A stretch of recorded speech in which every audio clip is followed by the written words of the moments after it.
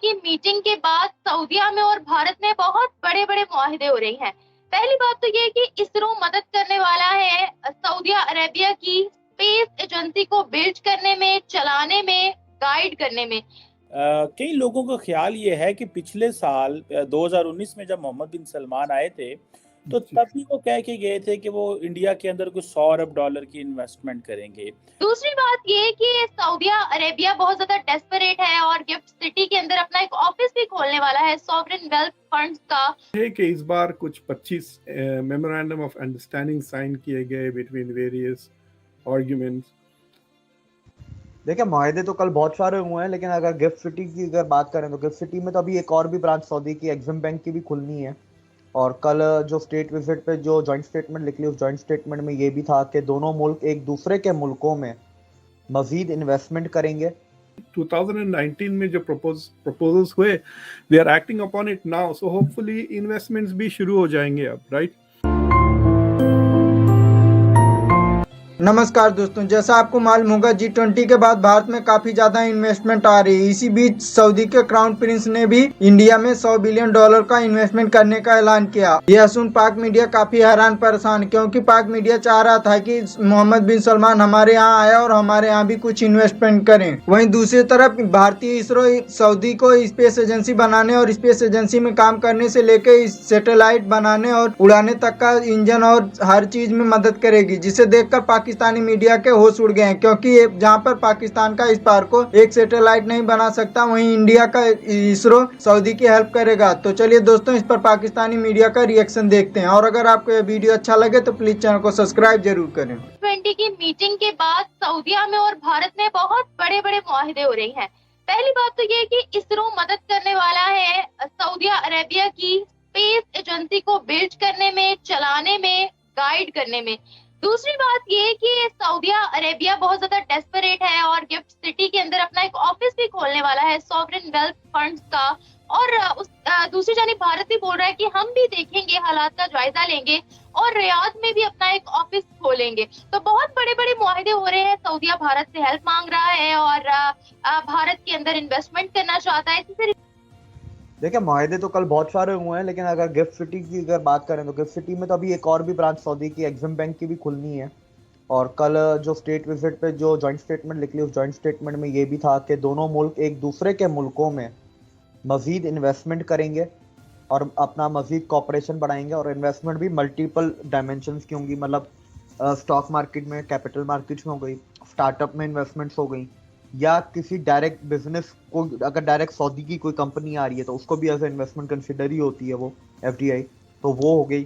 तो इस तरीके से ये मल्टीपल, तो उसके लिए गिफ्ट सिटी में और भी फॉरेन फंड्स हैं। अभी शायद सिंगापुर का तमसाक भी उधर खुला था, UAE का अबू धाबी मुदाबला की ऑफिस भी है, कुछ अमेरिका के भी उधर आ रहे हैं। अभी जो बातें न्यूज़ में सुनी थी अभी तक आए नहीं है, आ रहे हैं, उन्होंने अनाउंस कर दिया बेसिकली। तो अभी तो दुनिया के बहुत सारे हैं, हर कंट्री का अपना एक फंड तो होता ही है। तो अब जाहिर सी बात है, अब सऊदी भी आ रहा है, फ्यूचर में आपको और आते हुए नजर आएंगे। इसरो की जानिब से जो सऊदीया की मदद की जाने वाली है स्पेस एजेंसी में, उसके बारे में आप क्या कहते हैं? देखिए सऊदी अरेबिया की स्पेस एजेंसी अभी वो सेटअप कर रहे हैं और स्टार्टिंग में उनका जो फोकस है वो जो है सैटेलाइट्स के ऊपर है। ठीक है, फिलहाल वो व्हीकल लॉन्चर्स नहीं बनाने जा रहे, तो वो सैटेलाइट मैन्युफैक्चरिंग में पूरी मैन्युफैक्चरिंग फैसिलिटी से लेके सैटेलाइट मैन्युफैक्चरिंग तक, चाहे जितनी भी टेक्निकल असिस्टेंस चाहिए या कुछ और किस्म की असिस्टेंस चाहिए, तो वो इंडिया की इसरो हेल्प करेगी, कोलैबोरेट करेगी, जिस तरह ऑस्ट्रेलिया के साथ करती है इसरो, क्योंकि ऑस्ट्रेलिया को भी हेल्प इसरो ही कर रही है। तो इसके अंदर मल्टीपल टाइप की टेक्नोलॉजी सैटेलाइट्स बनाई जाएंगी, चाहे जो वो जियो सेंसिंग हो, चाहे वो कम्युनिकेशंस की हो, चाहे वो नेविगेशन की हो। तो इन सब के अंदर वो टेक्निकल ही हेल्प की जाएगी। इसके अलावा अगर हम IT फील्ड में देखें तो इंडिया जो सऊदी अरेबिया विजन 2030 है, उसमें इंडिया अपने डिजिटल इंडिया के थ्रू, टेक्नोलॉजी के थ्रू उनके साथ कॉपरेट, कोलैब और प्रोवाइड करेगा। इसके अलावा जो अगर अभी देखें हज की बात ले लेते हैं, इंडिया से हर साल 2 लाख लोग जाते हैं हज और उम्रे दोनों मिला के। तो वो पहले UPI यूज कर सकते थे, अब उधर वो रुपे कार्ड भी यूज कर सकते हैं।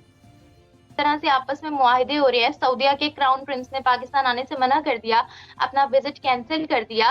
लेकिन भारत की अगर बात करें तो भारत के साथ वो ट्रेड को बढ़ाने में, बिजनेस करने में बहुत ज्यादा डेस्परेट इस वक्त दिखाई दे रहा है। जिस तरह के ज्यादा मुआहदे हमें नजर आ रहे हैं भारत के साथ। देखिए वो तो लेन देन की बात है ना, पाकिस्तान आके दे ही नहीं करना है, उधर तो लेन देन है, इंडिया भी दे रहा है वो भी दे रहे हैं, दोनों एक दूसरे के साथ कर रहे हैं। अगर सऊदी इंडिया में इन्वेस्टमेंट के लिए ऑफिस खोल रहा है तो इंडिया की भी जा रही है सऊदी अरबिया में। इंडिया भी अपने डिजिटल प्लेटफॉर्म प्रोवाइड कर रहा है, इंडिया भी इन्वेस्टमेंट सऊदी में करेगा, ये बात भी हुई है। इंडिया अपना स्किल इंडिया, डिजिटल इंडिया भी लेके जा रहा है, ठीक है, अपना वो बाकी प्लेटफॉर्म्स भी उधर लेके जा रहे हैं, तो वो दे भी रहे हैं और ले भी रहे हैं, दोनों चीजें कर रहे हैं। एमओयू की बात करें तो एमओयू एनर्जी का एमओयू हुआ है, ministry of new and renewable energy of India and ministry of energy of Saudi Arabia.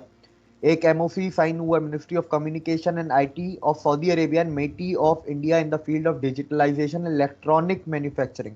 इसका मतलब आप समझ लें फ्यूचर में हाईली पॉसिबल कि सऊदी अरेबिया में जो 5G के इक्विपमेंट लगे होंगे वो इंडिया से जाएंगे।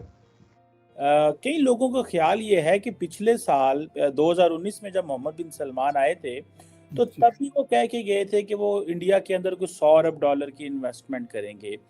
अभी भी काफी बातें हुई हैं, आपको क्या लगता है? अभी कॉरिडोर की बातें हुई हैं, आपको क्या लगता है मोहम्मद बिन सलमान इंडिया को नॉन सीरियस ले रहे हैं? जो पहले कह गए थे मैं इतना पैसा लगाऊंगा लेकिन लगाया नहीं है और फिर ऐसी बातें हो रही हैं। What do you make of that? दूसरी स्टेट विजिट है पिछले 4 साल में, तो पहले विजिट में he promised $100 billion of investment in India, अभी तक कुछ नहीं हुआ।